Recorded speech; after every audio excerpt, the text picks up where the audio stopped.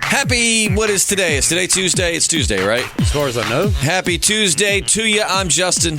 I'm JP. And we are the Podcasting Dead. We're going to give a short little introduction, and I promise we'll get to the story that you clicked for, because nothing makes me madder than clicking on a video and having to wait 15 minutes to see what I actually clicked on it for. But we are a podcast about everything from The Walking Dead to paranormal things, conspiracies, to just flat-out current events. We talk about any and everything. So if you are a fan of podcasts, consider subscribing. Whichever platform you're listening on. We're on Spotify, iHeartRadio, iTunes, soon to be on Podbean, we're SoundCloud. I mean, we're everywhere. But so, consider subscribing. If nothing else, give us a like. Helps us out a ton. After the video or after the podcast, we will talk about our Patreon. But JP, man, space is scary. Like, it really is scary that what's out there. And it seems like we had a pretty close call with an asteroid here recently. Yeah, I read something about that, man. And from what I've read, I can't remember the name of it, man. I wish I knew we were talking about this. I would have researched. You did. We talked about talking about this before we started. Well, just now, like literally 5 minutes ago. But no, like we passed through some radiation or through some asteroid belt like once every 5 or 8 years or something. And I mean, it's a nightmare, man. I found this story on CBS News, and this is kind of, I mean, this happens all the time, so this is not like a stop the press type thing, but it just shows you how quickly, like, life on Earth can be annihilated, or at least in certain places, without any kind of warning. So scientists have revealed that an asteroid that they were calling a city killer came closer to the Earth than the moon this week. The Washington Post reported that the scientists had no idea this thing was coming. Asteroid 2019 OK was flying towards the Earth at around 15 miles per second, and luckily it flew past.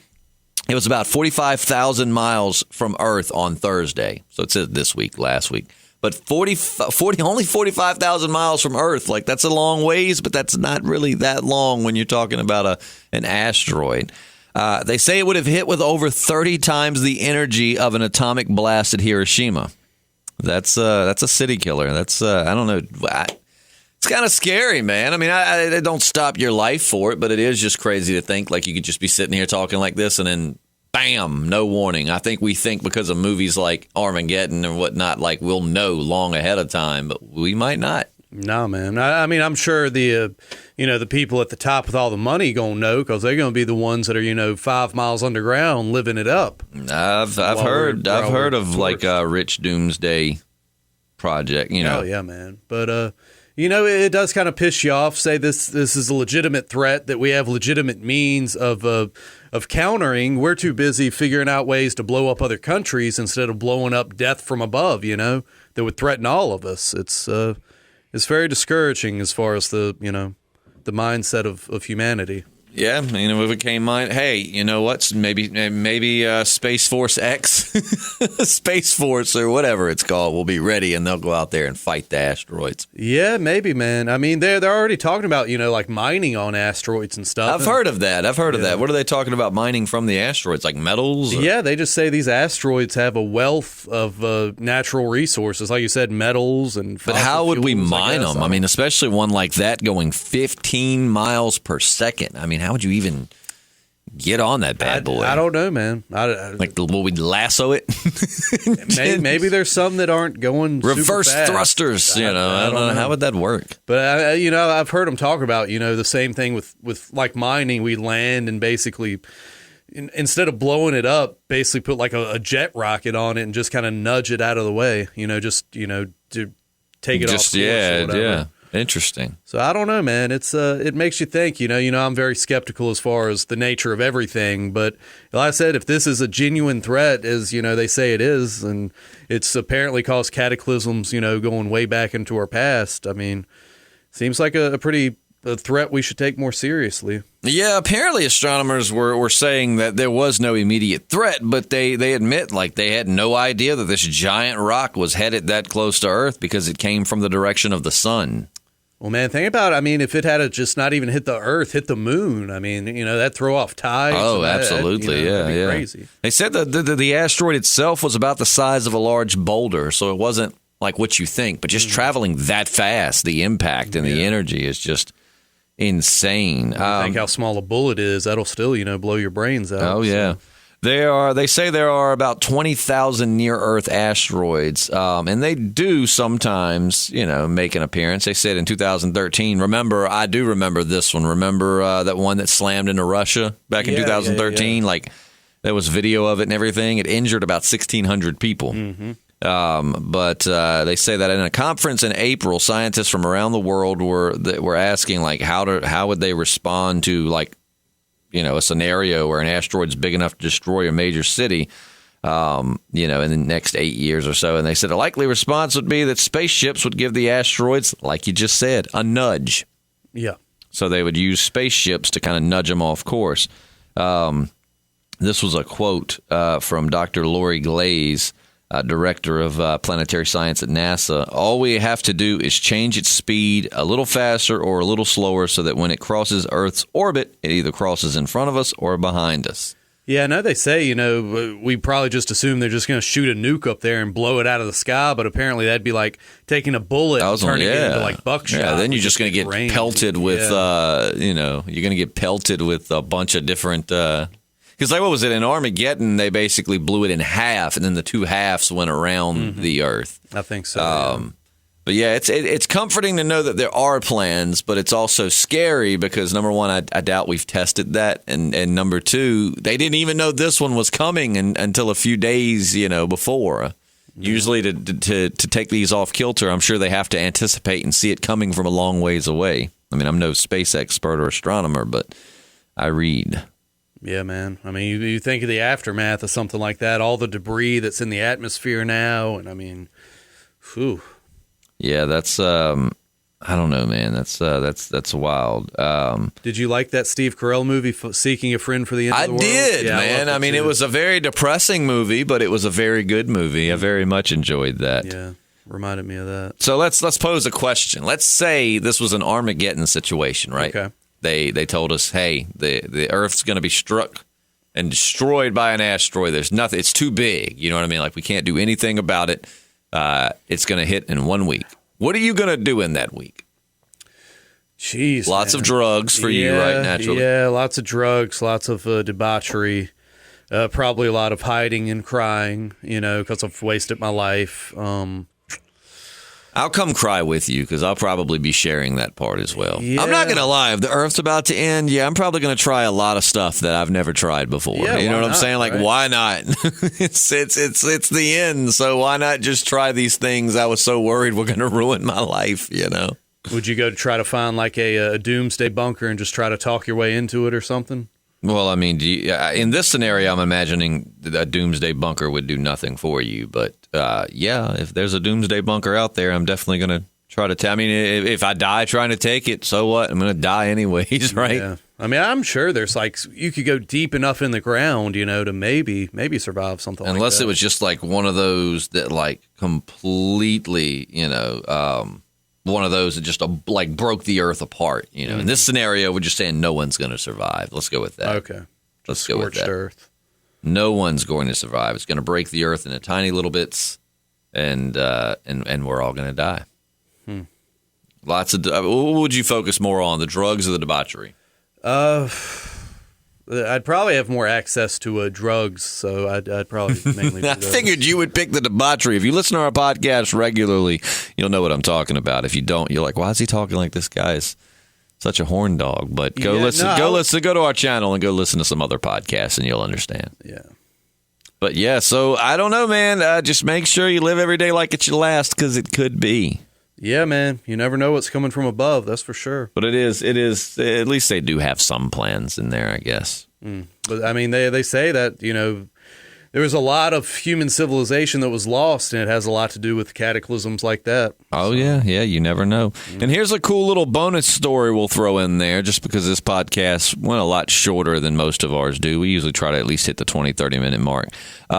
This is coming from, I always want to give credit to where I get these stories from. This is coming from Futurism. I guess is the name of the thing. But it talks about the first step to like human colonization of other places in the universe. It's pretty straightforward. We got to get people, to Mars and then go from there. Mm-hmm. But evolutionary biologist Scott Solomon isn't really concerned with like how humans plan to explore the universe. Instead, he focuses his attention on what might happen to our species once we settle like on our new homes. His surprising conclusion is that future human colonists might not be humans at all. Eventually, he recently told the Business Insider, people living in space could evolve to be different enough from people on Earth that we would consider them to be different species. He says that living in space could lead to a number of different changes in our evolution. For one, the low-gravity environment of space decreases bone density, which could increase the risk of, a mother breaking her pelvis during childbirth. Or fracturing it or cracking it. Let's see. It makes, it might end up to the point where C-sections are pretty normal for space explorers. That's pretty much the only way they can have babies. He said it could lead to larger heads in our descendants because they wouldn't be constrained by the size of the birth canal. That's an interesting thought. Like, what if there are extraterrestrials and that explains the big heads? Like, they're just former human astronauts. I've always thought it was an interesting theory that the extraterrestrials actually weren't extraterrestrials. They were just us evolved way far into the future, coming back to study ancient civilization, ancient man. Maybe they wanted to get back. Maybe they're weaker than we are, and that's why they're abducting and studying, because they're trying to figure out the break off in the evolution to maybe how to get back to that, or, whatever. It's an interesting conversation. Yeah, man. I mean, you think about how far we've come technologically just in the last 100 years. You know what I'm saying? Right. And I mean, if human civilization goes back so much further than what we think, like say we think it started, roughly 10,000 years ago. What if it started 100,000 years ago? I mean, 100 years, man. I mean, space exploration, flight, all this different stuff just popped up in 100 years, man. That's the blink of an eye. Oh, yeah, absolutely. So. He says that, let's see, moving past the big-headed thing, let's see. He said head size isn't the only change that spaceborne humans would experience. We may evolve new types of skin pigments, like the melanin that protects our skin. How do you say that? Is it melanin? I always thought it was like melatonin or something. I think melatonin's that supplement that makes you sleepy. It is. You're right. It is. My bad. I'm not really a scientist, but it says like like the melanin in our skins that protects us from the UV rays of the sun.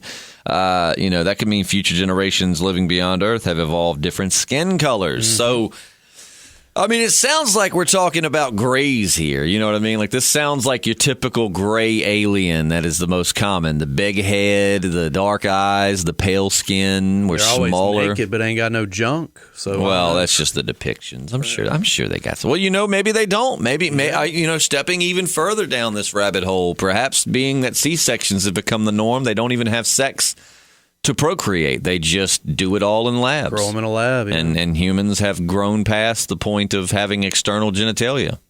Maybe they don't have genitalia at all. Maybe they're all just cooked up in a lab cloning DNA. You know what I mean? Doesn't sound like very much fun at all if you'll, Yeah, I don't want to be an alien. I like sex too much. Yeah, dude, I like having my bits and pieces, Right, it's like, even forget the sex. It's just like knowing my boys are there, Yeah. They're there for me when I need them. Yeah. I'm there for them when they need me. And let's just keep it that way. But that is an interesting thought. I mean, it just sounds like we're talking about like the gray aliens. I mean, it maybe I've always thought that it's an interesting, thought that aliens and extraterrestrials might just be humans from the future. Or from the past, man. Like I said, it could have been a previous civilization. They got way more advanced than us. And we just there's no trace left of them. They just dipped out? Yeah, man. They could have left the Earth 50,000 years ago on a rocket ship, and they're just now coming back, and they're like, whoa, this is weird. Yeah. What happened to our pyramids? We left them right there on Antarctica, and now, it's like 5 miles of ice. What's up? So we won't get too deep into the conspiracy stuff, because we do have a podcast every Wednesday where we talk about conspiracy theories, things like that. But so some people think there are pyramids in Antarctica. Yeah, I mean, a lot of people think that Antarctica is basically what we think of as Atlantis. Just like the first civilization started in Antarctica, and there's all kinds of ruins and stuff underneath the ice sheet. Genesis Antarctica, I think it's you can look for it on YouTube and find some pretty cool podcasts on it. So it wasn't covered in ice then, though? Yeah. I mean, people think that it was like a paradise, basically. And then, the next ice age comes along and glaciers just... think of glaciers as just big old erasers just going over the land and just wiping out whatever the previous civilization left behind. That's interesting. Yeah, man, it's wild. Like I said, I really think that human civilization goes so much further back than what's accepted. And that's when we get into, just the scientific community, the archaeological community, just preaching their dogma, no, it started then, no matter what evidence comes along, it's just an anomaly. Civilization started when we said it did, and that's all there is. So what is it? They think that modern humans evolved about 200,000 years ago, and that civilization and the way that we know it started 6,000 years ago is what the accepted thing is, and so you think that it went back way further than that. Oh yeah, dude, and there's more evidence coming out every day. Google Göbekli Tepe. I know I butchered how you say that. The water erosion around the Sphinx, dude. The base of the Sphinx has water erosion that had to come from torrential rains. That has to go back way, way further back before Egypt was even a desert. It was like a lush tropical kind of setting or something like that. You can tell I'm an expert in this field, or something like that, or Hey, I couldn't even pronounce what keeps our skin safe from UV rays, so you're all right. I think it was melanin. Man, I really do. There's so many monoliths. They're finding giant ancient stone structures. A lot of them underwater, And you do see that a lot. There are structures they find underwater. Some freaky ass looking statues hanging out just at the bottom of the sea. Yeah, just man. Chilling. And like I said, just they don't want to. Mainstream scientists don't want to investigate it because that means that we'll have to just completely reinvent our notion of human history, and they're just not to mention some of their life work would just be thrown out the window, and rather than pursue the quest, pursue knowledge and learning, it's all about their own legacy and all, and their work. So yeah, I feel you on that. That's one I don't really get as much into the conspiracy stuff, but that is something I could completely understand, that a lot of discovery would be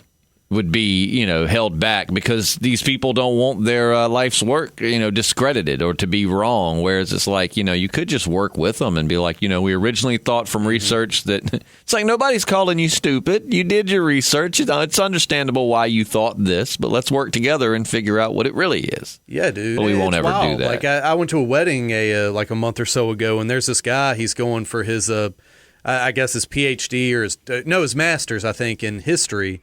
And he's just, he had no idea, Göbekli Tepe, this place getting dated so much further back than the established historical record. And that's because that's not what they teach you. They don't teach you new evidence that's being uncovered if it challenges the established dogma. And it's really sad. Like my boy Graham Hancock, I'm talking about his stuff all the time.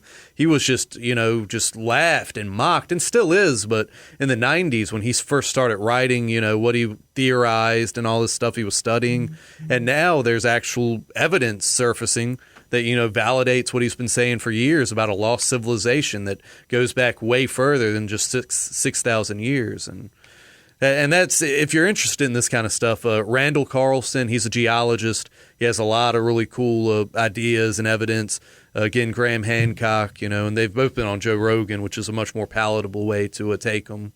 Because, it's a fun interview and all that stuff, but still very informative. That's eventually, I think that's kind of what we're going. And some people will look at our podcasts and be look at the title and just comment before they listen. But that's kind of the way Joe Rogan, it's kind of the way we do our podcast. We talk about these things, we talk about them seriously, but we make it fun. And also, I don't necessarily believe everything JP proposes, but it's very I'm your Eddie Bravo. It's very interesting to listen to. You know what I mean? One thing Joe Rogan has that we need, man, he's got this guy James. Money. Well, that.